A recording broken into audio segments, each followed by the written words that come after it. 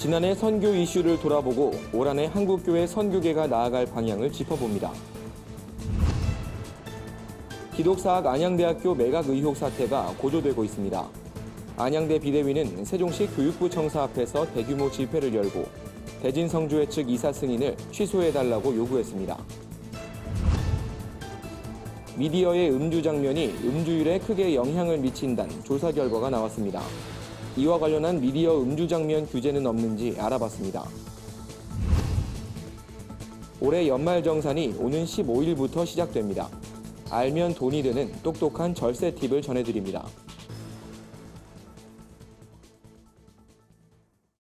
여러분 안녕하십니까? 구TV 위클리 뉴스입니다. 한 주간의 뉴스를 종합해드립니다. 지난해 들려온 중국 선교사들의 강제 추방 소식은 교계에 큰 충격을 안겨줬습니다. 때문에 새로운 소망을 안고 시작한 2019년 선교계는 어떻게 전망되는지 관심이 모아지는데요. 선교 침체 우려부터 사역 다양화를 통한 긍정적인 측면까지 올 한해 선교를 전망해봤습니다. 오현근 기자가 취재했습니다. 다사다난했던 2018년은 비단 사회적으로만 우여곡절이 있었던 것은 아닙니다. 선교계도 지난해 많은 핍박과 고난을 겪으며 힘든 한 해를 보내왔습니다. 그런 2018년을 뒤로 하고 새롭게 맞은 2019년의 선교는 어떻게 전망될까? 일부 교단 선교부와 선교단체에선 전망이 그렇게 밝지 않다고 보는 견해가 있습니다. 지난해 선교계를 뜨겁게 달궜던 중국과 인도 선교사 추방의 여파가 있을 것으로 보여집니다. 여기에 더해 교세 감소가 선교 침체로 이어지는 현상도 조심스럽게 내다보고 있지만 이는 선교협의체의 견해와 달랐습니다. 선교는 부흥한 교회와 성도의 경험에서 결단되기 때문에 선교사 수의 감소는 있을 수 있지만 적어도 10년 이상이 지나야 확인할 수 있는 내용이란 겁니다. 건강한 교단은 계속해서 선교사 파송을 중단하지 않고 오히려 증가하고 있다. 교인 감소가 되지 않느냐 하는 것은 그거는 이제 사실이라고 하더라도 교인 감소가 바로 선교의 침체로 이어지는 것은 시간을 두고. 하지만 비관만 하긴 아직 이릅니다. 한국세계선교협의회가 공개한 통계 자료에 따르면 지난해 12월 말 기준으로 한국인 선교사 파송은 지난해 대비 557명 증가하며 최근 몇 년 새 가장 큰 폭으로 상승했습니다. 다만 지난해가 파송의 가속화를 기대했던 해였지만 조정과 성숙으로의 불가피한 수정은 아쉽다는 평가입니다.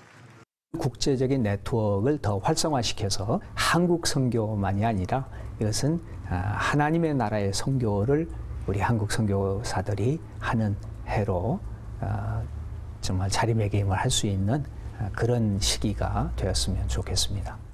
올해도 중국과 인도에선 상당히 많은 선교사들이 비자발적 철수를 하게 될 것으로 예상되고 있습니다. 그러나 국가나 교회가 나서서 해결하기 어려워 난민과 이주민을 위한 사역 등 새로운 선교 방향을 모색하는 것도 대안으로 떠오르고 있습니다. 더불어 선교사들의 고령화가 새로운 문제로 지적되고 있어 선교계의 적절한 대처가 요구되고 있습니다. 구TV 뉴스 오현근입니다. 기독사학 안양대학교가 대진성주회 관련 재단으로 매각될 거란 의혹이 고조되고 있습니다.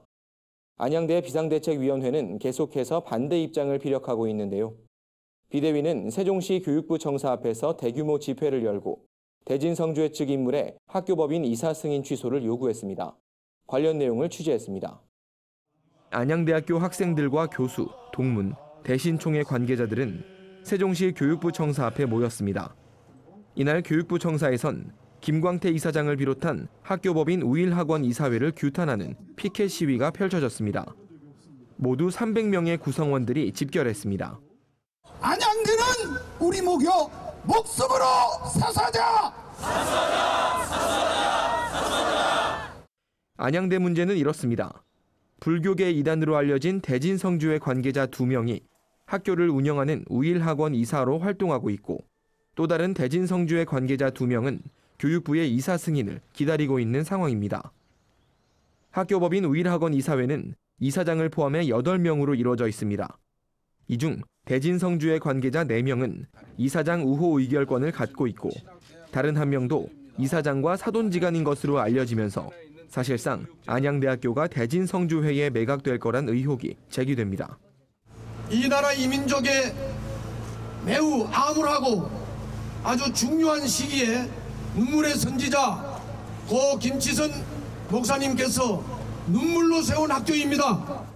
비대위는 이날 피켓 시위를 마친 뒤 사립학교를 담당하는 교육부 실무자들과 면담을 가졌습니다. 이 자리에서 비대위는 3만여 명의 서명을 받은 탄원서를 제출하며 대진성주회 측 이사 2명의 승인을 철회해달라고 요구했습니다.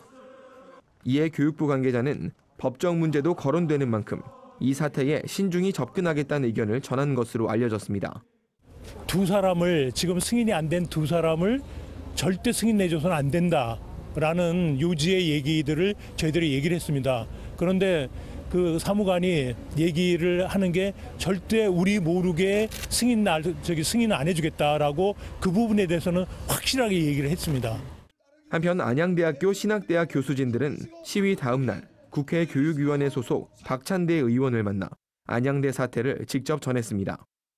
박찬대 의원은 현행법상 이사회가 결정한 이사 승인을 종교적 문제만으로 거부하긴 어려울 것이라며 다만 학내 구성원들의 심각한 반발이 예상되는 만큼 이 문제를 쉽게 생각해서는 안 될 것 같다는 입장을 밝혔습니다. 구티비 뉴스 홍우연입니다. 최근 담배 광고 규제를 강화하면서 우리나라 흡연율이 떨어졌다는 조사 결과가 나왔는데요. 하지만 반대로 음주율은 점점 늘고 있어 음주 관련 미디어 규제도 강화해야 한다는 의견이 높습니다. 미디어 속 음주 장면 규제는 없는 걸까요? 여선아 기자가 알아봤습니다. 지난해 알코올 관련 사망자는 4,747명, 매일 13명이 음주로 인해 사망하고 있습니다. 최근엔 음주 관련 사건 사고로 인해 음주 관련법이 강화될 정도로 음주로 인한 이슈는 끊이질 않고 있습니다.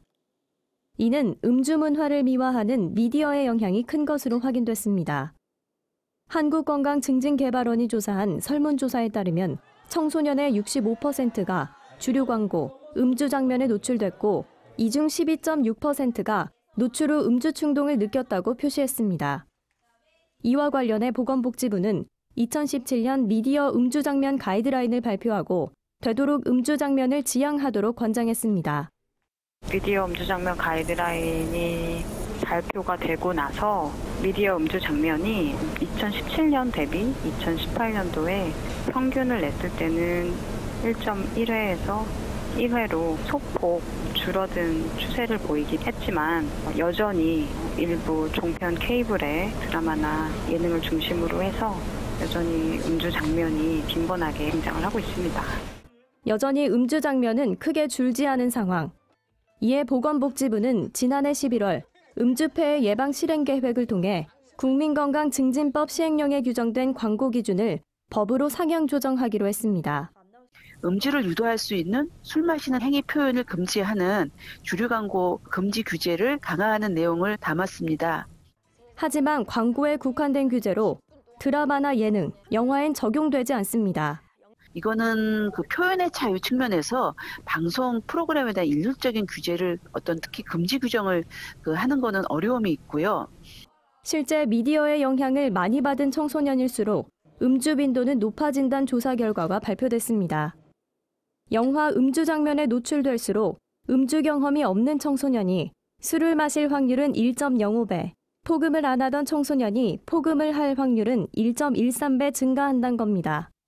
요즘 TV나 드라마를 보면은요, 그 음주 장면이 정말 아무렇지도 않게 나오는 거예요. 근데 그런 장면 때문에 요즘 청소년들한테 더 많은 좀 영향이 있는 것 같거든요. 그래서 그런 부분은 조금 미디어에서 좀 노출을 자제해 주셨으면 좋겠거든요.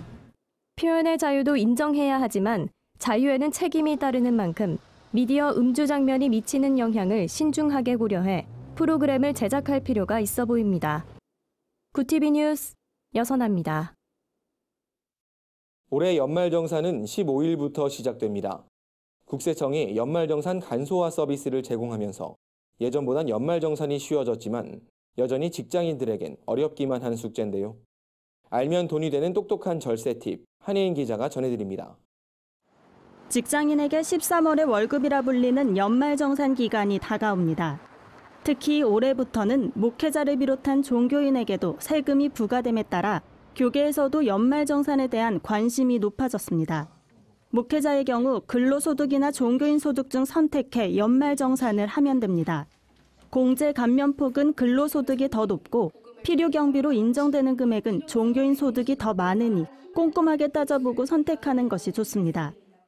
근로소득으로 연말정산을 하든 종교인 소득으로 연말정산을 하든 그 공제에 관련된 부분들은 정비임을 챙겨주는 게 맞습니다.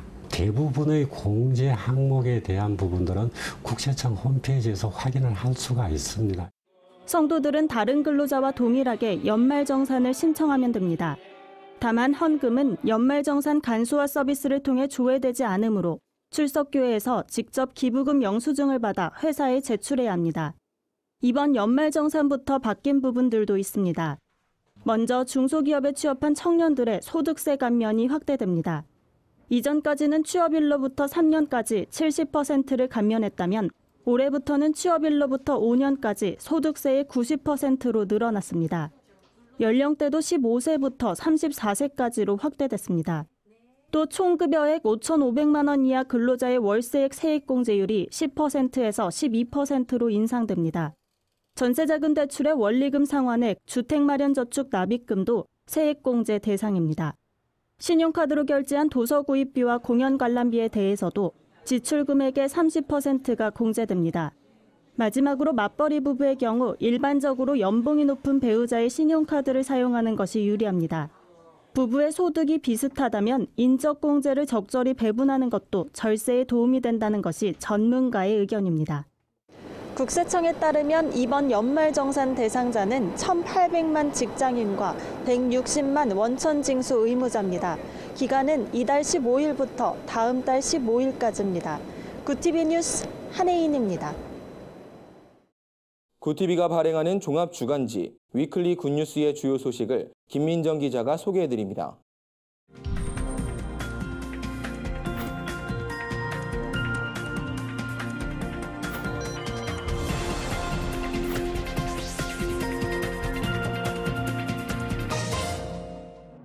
이번 주 주요 뉴스 브리핑입니다.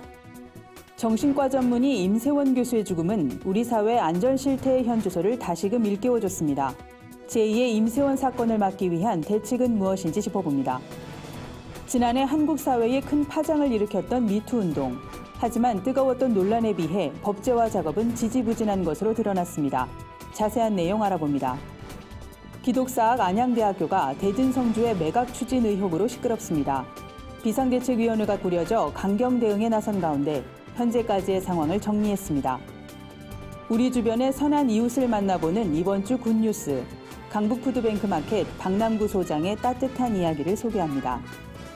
환자를 진료하던 도중 불의의 사고로 숨진 임세원 교수의 죽음은 우리 사회 곳곳에 방치된 위험의 문제를 또 한 번 확인시켜줬습니다. 전문가들은 폭행을 근절하기 위한 처벌도 중요하지만 환자의 완전한 치료를 위한 제도적인 뒷받침이 시급하다고 이야기합니다. 정신적으로 심각한 질환이 있어야만 병원을 찾는 것이 아니라 스트레스가 심하거나 어려운 일을 당했을 때도 누구나 쉽게 치료나 상담을 받을 수 있도록 해야 한다는 겁니다. 정신질환에 대한 사회적인 인식 개선과 함께 제2의 임세원 사건을 막는 근본적인 대안이 필요한 때입니다. 1년 전 서지현 검사가 검찰 내 성폭력 문제를 고발하면서 시작된 미투 운동. 법조계뿐 아니라 교육계와 연예계 등 사회 전 분야로 확산하면서 큰 파장을 낳았죠. 재발 방지를 촉구하는 법안도 많았던 것으로 기억하는데요. 취재 결과 국회를 통과한 법안은 전체 200여 건 중 10건도 채 되지 않는 것으로 확인됐습니다. 일각에선 국회의원들의 법안 발의가 보여주기식은 아니었는지 짚어볼 필요가 있다는 지적도 나옵니다. 국회에 잠들어 있는 미투 법안이 올해는 제대로 빛을 볼 수 있길 기대해봅니다. 우리 주변의 선한 이웃과 가슴 따뜻한 나눔의 현장을 소개하는 이번 주 굿뉴스입니다. 오늘의 주인공은 행복나눔 강북푸드뱅크마켓 박남구 소장입니다. 강북푸드뱅크마켓은 저소득층 주민들을 위한 생활복지 공간이자 상설 무료 마켓인데요. 박 소장은 주민들에게 좋은 물품을 제공하기 위해 전국에 안 가본 데가 없다고 합니다. 후원을 하겠다는 연락을 받으면 어디든 달려간다는 박 소장. 그렇게 해서 지난 한 해 발로 뛰어서 받은 후원금이 40억 원에 이른다고 합니다. 주민들의 따뜻한 인사 한마디에 모든 피로가 풀린다는 박 소장의 뜨거운 열정을 응원하겠습니다. 쇼트트랙 국가대표 심석희 선수가 조재범 전 대표팀 코치를 성폭행 혐의로 고소했습니다. 그동안 수차례 지적됐던 체육계의 고질적인 성폭력 문제가 다시 도마 위에 올랐습니다. 정부는 가해자 처벌을 한층 강화하고 민간이 주도하는 특별조사도 실시하겠다고 밝혔는데요. 임기응변식 대책에 그치지 않기를 바랍니다. 지금까지 위클리 뉴스 브리핑이었습니다. 2019 한국교회 부활절 연합예배가 오는 4월 21일 열릴 전망입니다. 방학 중 급식이 끊기는 아이들을 위해 NGO 단체가 나섰습니다. 한 주간 분야별 주요 뉴스를 오현근 기자와 여선아 기자가 전해드립니다.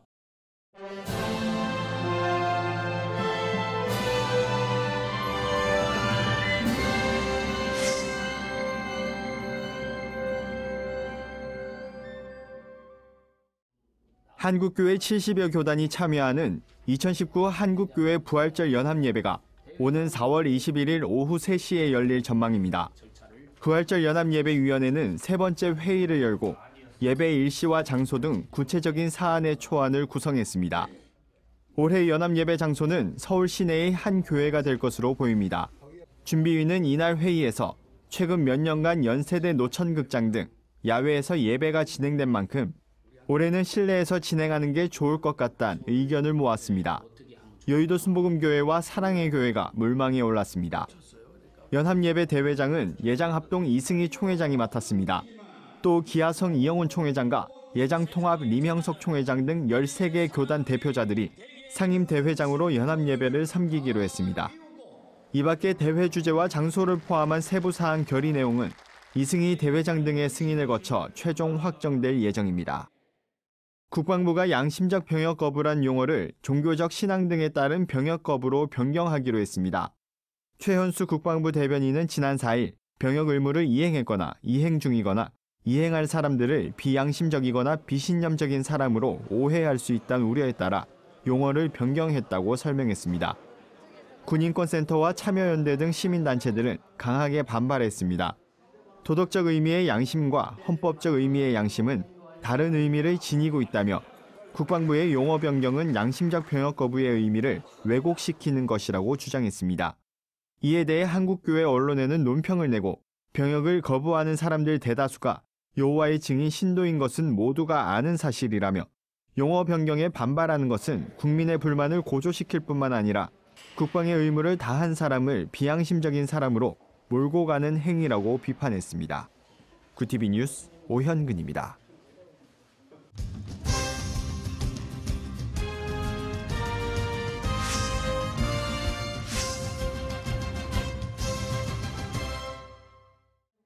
최근 기독교 반성폭력센터가 지난 한 해 동안 접수된 상담 피해 사례를 종합한 통계를 발표했습니다. 기독교 반성폭력센터는 지난해 총 86건의 성폭력 사건을 접수받았습니다. 센터에 접수된 사건은 교회뿐 아니라 신학교, 선교단체 등 기독교 공동체에서 벌어졌습니다. 전체 사건 중 59%가 목회자와 교인 간에 발생했으며 전체 사건의 과반수를 차지했습니다. 가해자 직분 현황을 살펴보면 목회자가 55건으로 가장 많았으며 선교단체 리더 6건 등 교수와 장로 등도 포함됐습니다. 또 86건의 사건 중 85건의 피해자가 여성인 점도 주목되는 부분입니다. 피해자가 사건 당시 미성년인 경우는 21건으로 전체 피해자 4분의 1가량이 미성년자인 것으로 나타났습니다. 한편 피해 유형은 중복 유형을 포함해 전체 99건 중 성추행이 48건으로 가장 많았습니다. 이어 강간 27건, 성희롱 6건 순입니다. 기독교 반성폭력센터는 교회 성폭력 사건은 불평등한 권력 구조 안에서 필연적으로 발생할 수밖에 없는 구조적 원인이 존재한다고 설명했습니다. 아이들이 공부에 대한 부담은 내려놓고 잠시 쉼을 누리는 기간, 바로 방학입니다. 하지만 방학이 되면 급식이 끊겨 더 힘들어지는 아이들이 있습니다. 보건복지부에 따르면 끼니를 거르거나 필요한 영양을 공급받지 못한 아이들은 전국 33만 2,865명입니다. 방학이 되면 급식이 끊기는 결식아동들을 위해 지자체에선 방학 중 급식 카드를 지원하고 있습니다. 하지만 지원금은 4,000원에서 6,000원 선으로 하루 3끼를 먹기엔 턱없이 부족한 금액이어서 아이들은 편의점을 전전할 수밖에 없습니다. 이에 국제구호개발 NGO 굿네이버스는 지난 2002년부터 방학 중 위기 아동들을 돕기 위한 캠페인을 통해 급식과 심리정서 지원 등을 전개하고 있습니다.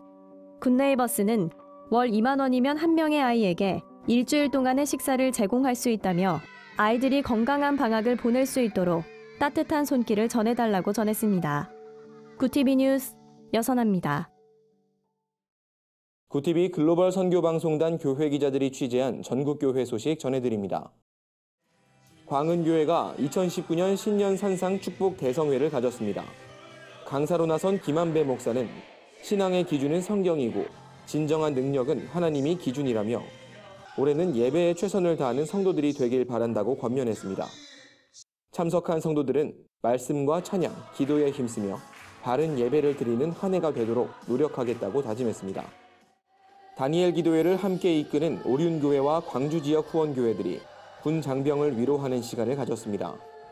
이들은 제31 보병사단 3.1교회를 방문해 위문 예배를 드리고 간식과 의류 건조기 등을 나누며 사랑을 전했습니다. 예배 설교를 전한 주본양교회 박남수 목사는 군 생활을 마친 뒤에도 주님을 의지하며 살아가는 청년이 되길 바란다고 말했습니다. 경남 지역 교계 단체들의 천막 시위가 이어지고 있습니다. 지난해 12월 27일부터 진행되고 있는 경남 학생 인권조례 제정 규탄 천막 집회엔 교계 인사들과 함께 학부모들도 연이어 참여하고 있습니다. 한 학부모는 조례에 포함된 성인권 교육과 성평등 교육의 폐해는 말로 다할 수 없다며 박종훈 교육감에게 더 이상 우리 아이들을 맡길 수 없다고 주장했습니다. 광주 지역 크리스천 작가들이 광주 기독교 미술인협회 정기전으로 한데 모였습니다. 13회째를 맞은 정기전엔 기독교 신앙을 바탕으로 한 개성 있는 작품들이 대거 전시됐습니다. 이번 전시회엔 모두 46명의 작가가 참여했습니다. 임정구 회장은 인사말에서 미술의 언어를 통해 주의 복음을 전하는 선교의 도구가 되길 바란다고 말했습니다. 여의도 순복음교회 남선교회의 신년 축복 성회가 열렸습니다. 이번 성회는 빛을 발하란 주제로 진행됐습니다. 강사로 나선 이영훈 목사는 우리 주변엔 아직도 어려움을 겪는 이웃이 많다며 소외된 이웃을 돌아보며 나눔을 실천하는 선교활동을 펼치는 남선교회가 되길 바란다고 권면했습니다. 제122차 기쁨의 교회 치유 대성회가 열렸습니다. 이번 성회엔 모두 300여 명이 참석했으며 4일간의 일정으로 진행됐습니다. 참석한 성도들은 그간 갖고 있던 개인적인 문제와 신앙의 문제를 모두 내려놓고 뜨겁게 기도하며 성령의 도우심을 구하는 시간을 가졌습니다. 한 주간 해외 주요 뉴스를 윤인경 기자가 정리해드립니다. 해외 주요 뉴스입니다.